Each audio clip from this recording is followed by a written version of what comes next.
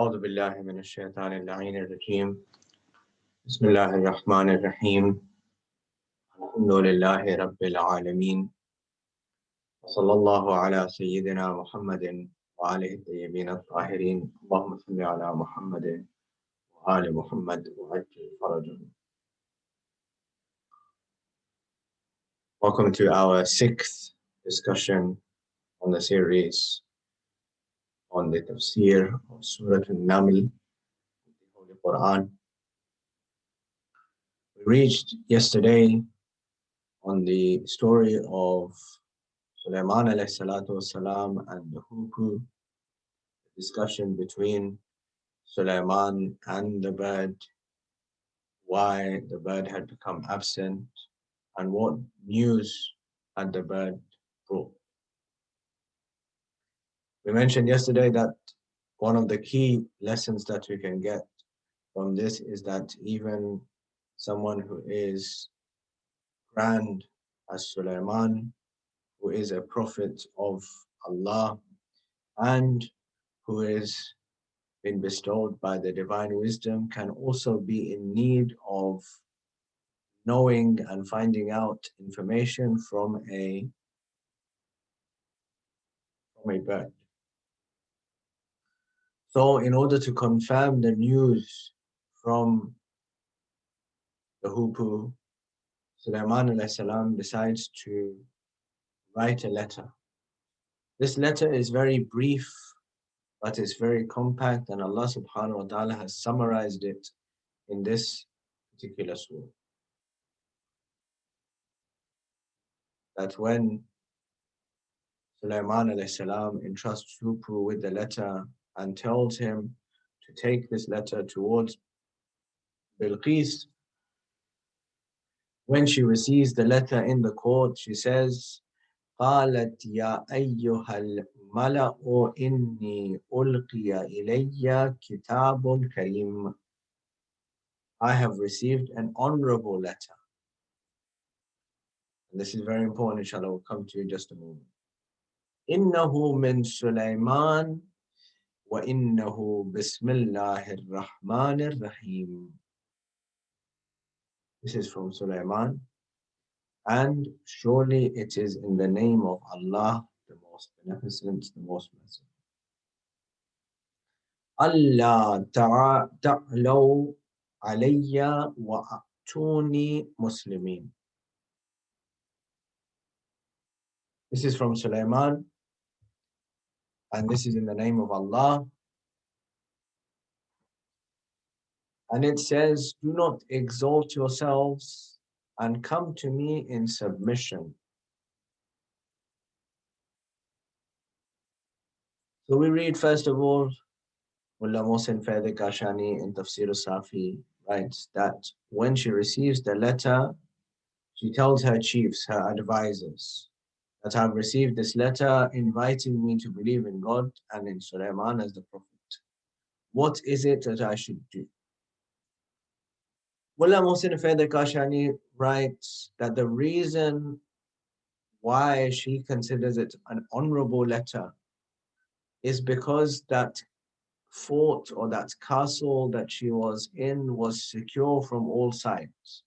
The fact that the bird was able to reach and drop the letter into that castle was a proof of his prophecy, of his nubuwwah. So the guidance and preaching has some principles, some usul. If somebody is inviting another person towards God, towards the Prophet, there are some principles that need to be followed. They are essential for those principles to be followed. The first one is Bismillah ar-Rahman ar-Rahim. So this is a trivia question that usually comes up. And sometimes people get this answer wrong. That is often asked, how many times is Bismillah ar-Rahman ar-Rahim in the Holy Quran? So usually people think that's because Surah At-Tawbah or Surah Al-Bara'at, which is the 9th surah of the Holy Quran, does not start with Bismillah ar-Rahman ar-Rahim. Therefore, And every other surah begins with Bismillah ar-Rahman ar-Rahim. Therefore, it must be 113 times. But in reality, that's not the case. Because in this surah, in Surah Naml, Bismillah ar-Rahman ar-Rahim has been mentioned twice. It's mentioned at the beginning, and then this letter of Sulaiman alayhi salam has been mentioned. So, innahu min Sulaiman, wa innahu Bismillah ar-Rahman ar-Rahim. Therefore, Surah An-Naml is the surah of the Holy Quran which has Bismillah ar-Rahman ar-Rahim twice. It has Bismillah ar-Rahman ar-Rahim at the beginning, and it also has Bismillah ar-Rahman ar-Rahim in the middle, in the center. So when this letter was presented to her, it reached her. One of the reasons for Sulaiman telling the birds to drop it down when she was sitting in the gathering was so that she would not be able to deny it or ignore it.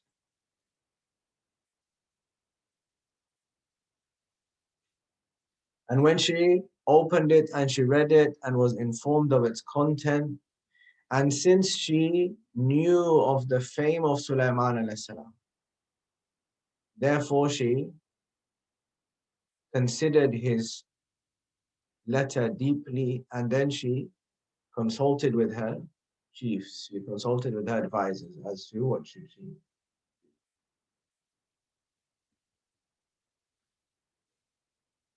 Either she saw the letter with her own eyes and the circumstances of receiving that letter was that she relied on the reality, or she didn't see where the letter came from. In any case, she considered the letter as something which was true and with certainty. When she says that the letter is a noble, worthy one, Kareem, Kitabun Kareem, it may be due to the magnificent content or for the fact that it begins with the name of Allah subhanahu wa ta'ala, or that it's ended with signed and sealed the seal of Sulaiman alayhi salam, or that its sender, the person who sent the letter himself, is a noble person. And of course, it could be all of them, as there's nothing contrary amongst all of them to be together. Of course, we know that they worship the sun, but we also know that people who do shirk also believe in Allah subhanahu wa ta'ala, and they call him the Lord of Lords, and they count his respect and glorification as important. So now there are three sentences in this letter, three jumlat, which are the summary of this letter. Because, of course, it's most likely that Sulaiman alayhi salam did not write in Arabic, but the summary of it, of the phrases, have been mentioned in the Arabic ayah. One sentence is the name of Allah and the statements of his attributes of mercy and compassion.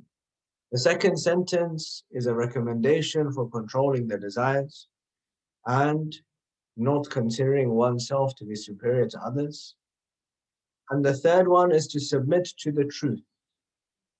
And if we carefully reflect on each of these points, we will find that there's nothing else that really needs to be mentioned. When you invite somebody towards God, towards controlling their desires, and then to submit to the truth, that is, of course, the summary of what it means to write a letter. But we're also given insight into the importance of writing as a skill. And of course, the holy month of Ramadan is an opportunity for us to reflect on our own capabilities, our own shortcomings, and try and work on them. The Holy Quran is a book for guidance. When we do the tilawat of this holy book, when we read this holy book, it's a book for guidance. So there's a reflection on writing. Principally, when somebody writes something and then sends it to somebody else, it is showing their personality, and it is like a person's own messenger. Imam Amir al-Mu'minin salam in Nahj al-Balagha says that when you send a messenger, that messenger interprets your intelligence. Of course, if I tell somebody to say something, then that person would only say that which they themselves have understood about what I've said. Whereas if I speak directly to a person, if I say directly to this person that this is what I want, this is what I'm trying to convey, then it is more eloquent in expressing my own self. So Imam Amir al-Mu'minin says that your messenger is a person who interprets your intelligence. He interprets what you want to say in his own interpretation and then conveys it to somebody else.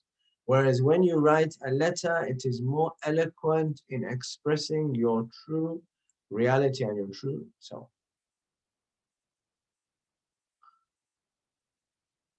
Imam Sadiq alayhi in a narration says that one's letter is an evidence for the standard of his wisdom and the situation of his insight. And his messenger is an indication to the level of his understanding and his intellect. This is very important because when we rely on somebody else to convey a message, then we're relying on that person's own intelligence and own understanding, not our own. And therefore, it's very important when we write something and we communicate to people that it should be done properly and it should be done in the best of ways. We're obviously in the holy month of Ramadan. And in this holy month, it is, of course, very common for people to send messages to one another. Nowadays, with the prevalence of media and social media, people send messages to one another. They send messages to one another throughout the year. And we should be careful of sending messages throughout the year, but especially in the holy month of Ramadan. Why? Because, as you know, that one of the things which invalidates the fast is to intentionally attribute a lie to Allah or the Prophet or to one of the Imams. So when I send a narration to somebody, send a hadith to somebody, I have to make sure, especially when I'm fasting, that I have mentioned the book and the author in which this narration is found. Because if I do so, the fuqaha say, then your responsibility has been lifted. Now the responsibility is on the person who compiled or wrote the book. So therefore, it's very, very important that, especially if I'm not sure about a narration, that I should not share that narration because it will break my fast and I will be liable to kafara, because this is one of the things which breaks the fast and makes kafara necessary. So it's very important.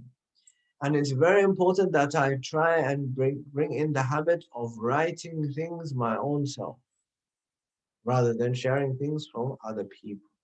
If I want to send something to somebody, try to write a few lines myself. Why? Because it's very easy to see the sincerity of somebody who's written a few lines compared to a person who has just forwarded on messages from other people.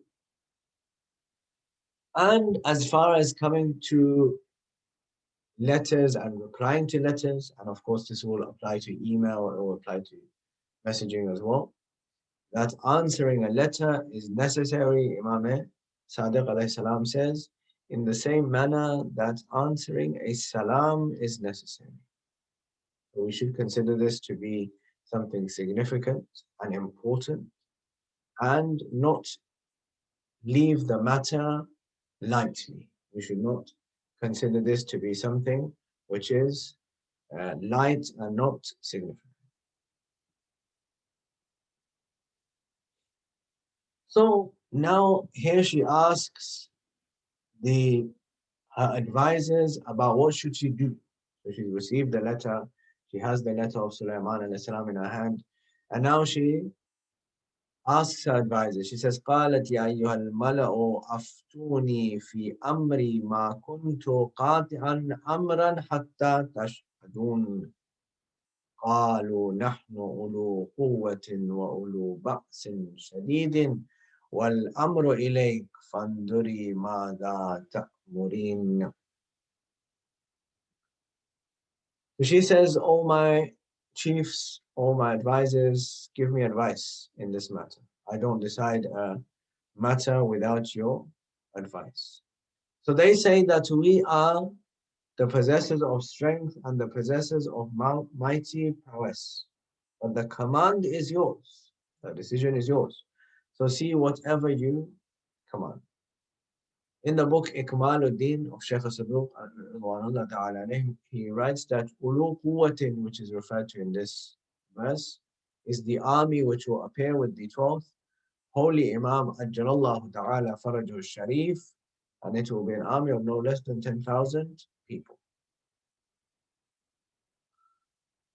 So this is what they say. They say we have the strength, we have the prowess. In other words, if you want us to fight, we will be there to defend this kingdom. But decisions have to be taken by yourself because you are responsible for making decisions. So what does she say?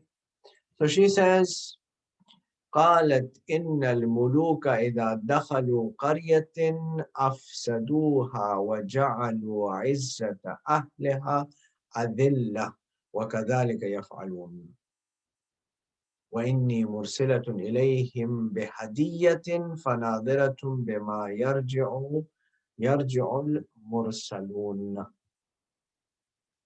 So she says that surely the kings, when they enter into a place, they ruin it and they make the noblest of its people to be low. They make them zalil. And this is what they always do.